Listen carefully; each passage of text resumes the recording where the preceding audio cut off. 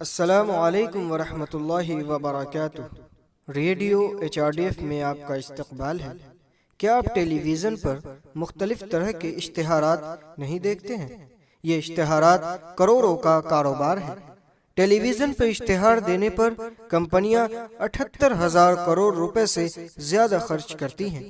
زیادہ تر لوگ جس ٹی وی کو دیکھتے ہیں اس کو زیادہ سے زیادہ اشتہار ملتا ہے۔ آپ کو کیسے معلوم ہوگا کہ کون سا ٹی وی سب سے زیادہ دیکھا جاتا ہے؟ ہر ریاست میں تقریباً 2,000 گھروں کو چنا جاتا ہے جن میں ایک اعلیٰ نصب کیا جاتا ہے تاکہ ہر گھر کا ہر ممبر کون سا پروگرام کو دیکھ رہا ہے اس سے باخبر رہ سکے۔ بارک کے مختصر نام سے جانا جانے والا broadcast audience research council کے ذریعے نصب کرنے والا بارومیٹر نامی ایک آلہ ہے جو کہ ٹیلی ویژن کی ریٹنگ کرتا ہے۔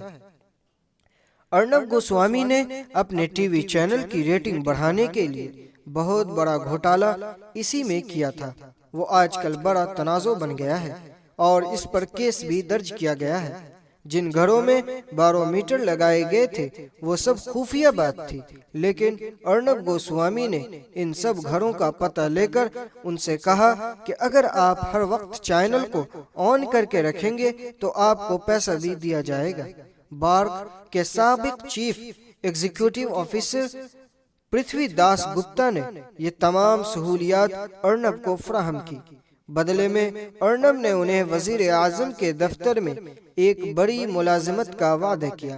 ارنب گوسوامی اور پرتھوی داس گپتا کا پورا کھیل اب واٹس ایپ لیک کے ذریعے ایک ایک کر کے سامنے آ رہا ہے۔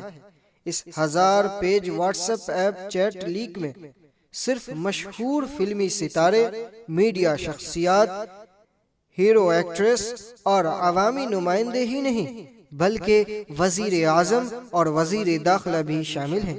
واٹس ایپ چیٹس کے سامنے آتے ہی بہت سارے اندرونی ڈرامے سامنے آ رہے ہیں۔